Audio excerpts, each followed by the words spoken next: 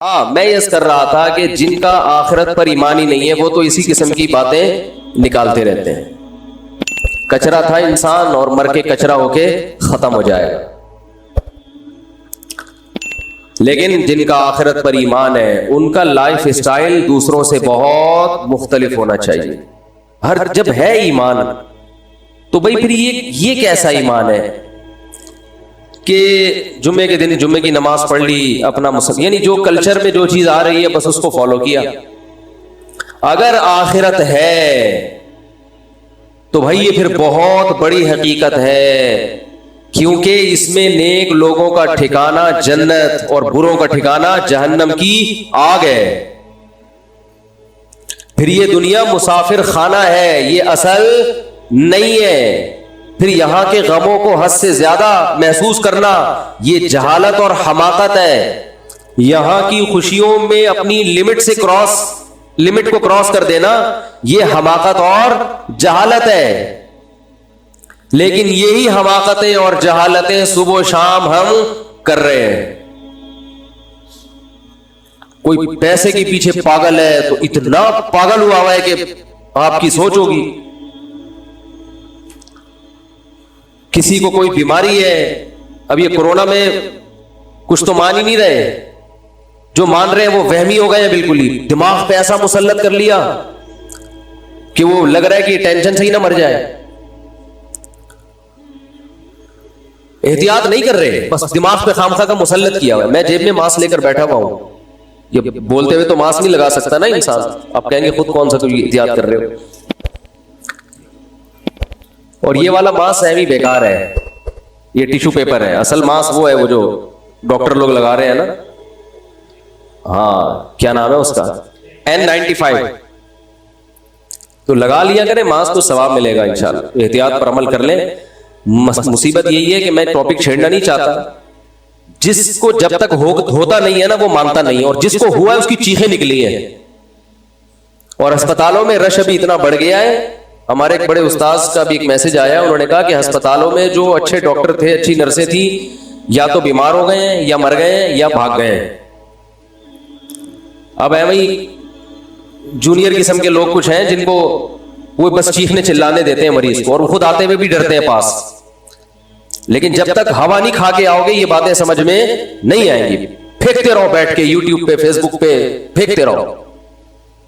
اور پاکستان کے اس وقت جتنے مشہور علماء ہیں ان میں 99% کا انتقال کرونا سے ہوا ہے. لیکن افسوس کی بات یہ ہے کہ ان کے لواحقین ماننے کے لیے تیار نہیں ہوتے. یہ فیصلہ کر لیا کہ نہیں، پوری دنیا بے وقوف ہے. ساری دنیا میں فلائٹس کینسل ہو گئی ہیں، اب جہازوں کی کمپنیوں کا بیڑا غرق ہو گیا ہے. لیکن ہم ہیں بہت بڑے ماشاءاللہ فنڈر، ہمارے پاس ریسرچ ہوتی ہے اصل. تو جب تک مرو گے نہیں یقین نہیں کرو گے، اور جب مر گئے تو پھر یقین کرنے کا فائدہ نہیں ہوگا. احتیاط کرو، باقی یہ کہ ڈرو نہیں. اب سوال پیدا ہوتا ہے جب اتنا ڈرا دیا تو پھر کہہ رہے کہ ڈرو نہیں. موت سے ڈرایا ہے کہ مر جاؤ گے، یعنی یہ خطرہ ہے کہ مر جاؤ گے. تو اگر چاہتے ہو زندگی چاہتے ہو اپنی بھی، اپنے گھر والوں کی بھی، بوڑھے والدین کی بھی، تو احتیاط کر لو بھائی. باقی امید کی بات یہ ہے کہ مر جائیں گے نا تو زیادہ سے زیادہ مر جائیں گے. تو اپنی احتیاط کے باوجود اگر مر جائیں تو کوئی ٹینشن کی بات نہیں ہے، کیونکہ نبی صلی اللہ علیہ وسلم نے فرمایا کہ وباؤں میں جو لوگ مرتے ہیں صبر کے باوجود اللہ انہیں شہادت دیتا ہے. اچھا ہے گناہ معاف ہو جائیں گے انشاءاللہ. کیا خیال ہے بھائی؟ نہیں مرے تو کل ویسے ہی مر جانا ہے. تو آپ امید چاہتے ہو یہ کہ کچھ بھی نہ ہو، ٹھیک ہے نا. ایسے تھوڑی امید ہوگی، کچھ تو ہوگا. حالات بھی ابھی جو میں نے قرآن کی آیت پڑھی ہے اس میں تو اس کا تو مضمون ہی یہی، ہم تمہیں آزمائیں گے. بِشَيْءٍ مِّنَ الْخَوْفِ وَنَقْصٍ مِّنَ الْأَمْوَالِ وَالْأَنفُسِ وَالثَّمَرَاتِ. خوف میں مبتلا کریں گے تمہیں، خوف میں. مالوں کا نقصان بھی ہوگا معاشی. بڑے بڑے کروڑ پتی لوگ روڈ پہ آ سکتے ہیں، پیسہ ڈوب سکتا ہے. دنیا میں اللہ نے ہمیں پیڑے کھانے کے لیے پیدا نہیں کیا. بہت سے لوگ بہت دنوں سے پیڑے کھا رہے ہیں، وہ سمجھتے ہیں کہ یہ ہم موت تک پیڑے کھاتے رہے. بہت سے ملکوں نے پیڑے کھائے ہیں، ان کرونا نے ان کے منہ سے پیڑے چھین لیے. سمجھ رہے ہو؟ بہت سی قوموں نے، بہت سے ملکوں نے، بہت سے افراد نے پیڑے کھائے ہیں. بہت سے ملک بہت ترقی پر ہیں اور مسلسل پیڑے کھائے جا رہے ہیں. اس کرونا نے ان کے منہ سے بھی پیڑے، بولو بھائی، ہلا دیا ان کو. بہت سی جہازوں کی کمپنیوں نے بہت زیادہ پیڑے کھائے ہیں، ان کمپنیوں کا دیوالیہ نکل گیا. یہ ہے وَلَنَبْلُوَنَّكُمْ، اللہ فرماتے ہیں ہم تمہیں آزمائیں گے، اجتماعی سطح پہ بھی اور انفرادی سطح پہ بھی. بِشَيْءٍ مِّنَ الْخَوْفِ، خوف میں مبتلا کر دیں گے. ہم کریں گے یہ کام، یہ نیچر نہیں کرتی کہ خود بخود ہو رہا ہے. ملحد کہتا ہے بس یہ نیچر کا ایک حصہ ہے، فطرت کا حصہ ہے. فطرت بذات خود کوئی چیز نہیں ہے، اس کو بنانے والا اللہ ہے. بِشَيْءٍ مِّنَ الْخَوْفِ وَالْجُوعِ، بھوک بھی مسلط کریں گے، معاشی نقصان. وَنَقْصٍ مِّنَ الْأَمْوَالِ وَالْأَنفُسِ، مال کا نقصان، جانوں کا نقصان، انسانی ہلاکتیں ہوں گی. وَالثَّمَرَاتِ، پیداوار کا بھی نقصان ہوگا. تو اللہ نے کیا فرمایا ان حالات میں؟ وَبَشِّرِ الصَّابِرِينَ، صبر کرنے والوں کو خوشخبری سنا دے. جو غیر مسلم ہے وہ صبر نہیں کرے گا. دیکھو غیر مسلم کا جو صبر ہے نا، وہ ان کے جو موٹیویشنل اسپیکر ہیں وہ ان کو سمجھاتے ہیں کہ اس صبر کرنے سے جب تم ٹینشن نہیں لو گے تو ٹینشن نہ لینے سے بیماری کا خطرہ کم ہو جائے گا. اس لیے وہ چہرے کے ایکسپریشن سے، جو ان میں پڑھے لکھے لوگ ہیں، چہرے کے تاثرات سے، اور کوشش کرتے ہیں کہ ہم میڈیا کے سامنے جب آئیں اور بات کریں تو ہم یہ شو کریں کہ ہمیں کچھ بھی نہیں ہے. اندر اندر سے گھل رہے ہوتے ہیں وہ. ہمارے ہاں دل میں غم نہ بھی ہو تو چیخ منہ سے ایسے ظاہر کرے گا کیونکہ ٹریننگ نہیں ہے نا، تربیت نہیں ہے، کہ جیسے ساری دنیا کا غم اسی کو ہے. عمل سے لگ رہا ہوگا کہ یہ غمزدہ نہیں ہے، لیکن جو دل کی راحت ہے، دل کی خوشی ہے، وہ اللہ صرف اہل ایمان ہی کو دیتے ہیں تکلیفوں میں. وہ دل کی خوشی کے لیے جو اللہ نے موٹیویشن کی ہے، وہ جملہ غیر مسلموں کے پاس نہیں ہے. فرمایا وَبَشِّرِ الصَّابِرِينَ، صبر کرنے والوں کو خوشخبری سنا دے. خوشخبری جو ان غموں میں صبر کرے گا. یہ صبر کرنے والے کون ہیں؟ اذا اصابتہم مصیبہ، جب انہیں کوئی مصیبت پہنچتی ہے، مالی ٹینشن آ گئی، بے روزگاری ہو گئی، جانی ہلاکتیں ہو گئی.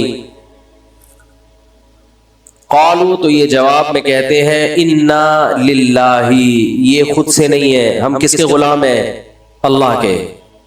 تو مالک کو اجازت ہے کہ وہ اپنے غلام کو آزمائش میں ڈال سکتا ہے. ہم اللہ کے غلام ہیں بھائی، یہ اللہ کے تصرفات ہیں. اتفاقی حادثات پہ انسان ٹینشن لیتا ہے، جو پہلے سے پلاننگ کے تحت ہو اور اس کی پلاننگ کرنے والا ہمارا رب ہو اور ہم سے محبت کرتا ہو، اس کی طرف سے پریشانی تو ہمیں بنانے کے لیے، ہمیں بگاڑنے کے لیے اور عذاب دینے کے لیے نہیں ہے. انا للہ، ہم اللہ کے غلام ہیں، وانا الیہ راجعون، اور اسی کی طرف ہم نے لوٹ کر جانا ہے،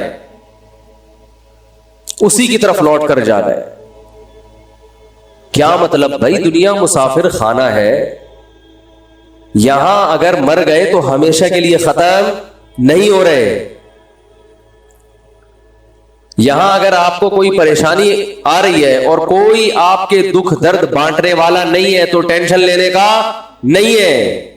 اس لیے کہ اللہ ہے، وہ دیکھ رہا ہے اس مصیبت میں کہ یہ کیسے صبر کرتا ہے، اور وہ اس مصیبت میں قیامت کے دن اجر دے گا، نوازے گا. وہ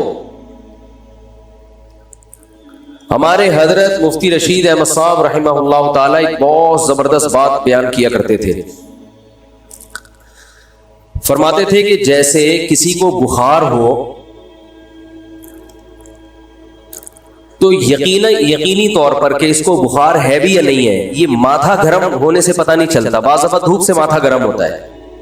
چولہے کے قریب کھڑے ہو کر آپ کوئی چائے پکا رہے تھے، ماتھا وقتی طور پر کیا ہو گیا؟ بولو نا، گرم ہو گیا. حقیقت میں اس کو فیور ہے یا نہیں اس کا تھرمامیٹر سے پتا چلے گا. منہ میں آپ لگا دیں تھرمامیٹر, تھوڑی دیر بعد نکال کے چیک کریں, تھرمامیٹر غلطی نہیں کرتا عام طور پہ. تو فرمایا کہ کسی کے ظاہری گیٹ اپ کو دیکھ کر, اس کی تسبیحات اور نماز کو دیکھ کر 100% اس کا اندازہ نہیں ہوتا کہ یہ دل سے دیندار ہے یا نہیں ہے, اس کا آخرت پر یقین ہے بھی کہ نہیں ہے. آخرت میں یقین اس کا کتنا ہے اس کا پتہ اس وقت چلتا ہے جب یہ کسی پریشانی اور غم میں مبتلا ہوتا ہے. اس وقت اس کا ری ایکشن کیا ہوتا ہے, کس طرح سے یہ ری ایکٹ کرتا ہے. اذا مسہ الشر جزوعا ہے کہ شر پہنچا تو ایک دم چیخنا چلانا شور شرابہ, ہائے یہ کیا ہو گیا, ہائے یہ کیا ہو گیا, ہوئی ایسے چیخ رہے ہیں, پاگل ہو رہے ہیں, میں خودکشی کر لوں گا, میں یہ کر لوں گا, میرے سے نہیں برداشت ہو رہا, یہ ہو. اس کا مطلب یہ صرف گیٹ اپ ہے. سمجھ میں آ رہی ہے بات؟ یہ صرف وظیفوں والے ہیں. اور اگر غم میں اور ٹینشن میں انسان کی زبان سے اچھی بات نکلتی ہے, غموں میں, اور میں نے بتایا تھا نا افغانستان میں جو امریکن آرمی آئی ہوئی ہے نا, وہاں سے جو افغانی آتے ہیں بتاتے ہیں کہ جب ان میں کوئی زخمی ہوتا ہے تو بہت چیختے ہیں, بہت چیختے ہیں, جیسے پتہ نہیں کیا ہو گیا. فوجی رو بھی رہے ہوتے ہیں, رپورٹ ہے یہ. کسی فوجی کا رونا کتنا برا عمل ہے کہ نہیں ہے؟ میدان جنگ میں فوجی رو رہا ہو, ہم نے تو مسلمانوں میں کبھی ایسا سنا نہیں, اپنے فوجیوں میں بھی کبھی ایسا نہیں سنا کہ فوجی ہو کے رو رہے ہیں. ایک شاعر کا شعر یاد آ رہا ہے, لگ رہے پورا یاد آ جائے. سن میری شہادت کا نہ تو ہوش اڑانا, بچہ اپنی ماں کو کہہ رہا ہے میدان جنگ میں جاتے ہوئے. یہ نظم بھی انشاءاللہ میں ریکارڈ کرواؤں گا اخفل طریقے سے. بچہ میدان جنگ میں جاتے ہوئے اپنی ماں سے کہہ رہا ہے کہ اگر میں شہید ہو جاؤں تو ہوش نہ اڑانا, اسلاف کے ناموس پہ مت داغ لگانا. ہمارے اسلاف کی جو عزت ہے نا وہ اسی سے ہے کہ وہ میدان جنگ میں رویا بولو نہیں کرتے تھے. ان کے ناموس کو داغدار مت کرنا. سن میری شہادت کا نہ تو ہوش اڑانا, اسلاف کے ناموس پہ مت داغ لگانا. ہندو نہ کہیں کہہ دے کہ روتے ہیں مسلمان, کہیں کسی ہندو کو یہ کہنے کا موقع نہ مل جائے کہ مسلمان بھی میدان جنگ میں شہید ہو کر ان کی مائیں بھی روتی ہیں. پھر کہتا ہے کٹ جاؤں مقتل میں تو اف تک نہیں کہنا. تو ماں کا اپنے بیٹے کی شہادت پہ رونا یہ برا نہیں ہے, تو محبت کی علامت ہے. رونا تو سنت ہے, واویلا کرنا, چیخنا چلانا, اور وہ تو ماں ہے نا, چلو وہ تو روئے, چیخے چلائے نہیں. اپنی نواسی کی موت پر ہمارے نبی صلی اللہ علیہ وسلم کی بھی آنکھوں سے آنسو جاری ہوئے. آپ نے فرمایا کہ دل غمزدہ ہے, آنکھیں بہہ رہی ہیں, زبان وہی کہے گی جس پہ ہمارا رب راضی ہوگا. زبان سے وہی کہیں گے جس پہ اللہ کیا ہوگا راضی. آنکھوں پہ کنٹرول نہیں ہے تو رونے پر پابندی نہیں ہے. میدان جنگ میں تو رونا بری بات ہے. تو امریکیوں سے گزارش ہے کہ ہمارے ہاں ٹرکوں کے پیچھے لکھا ہوا ہوتا ہے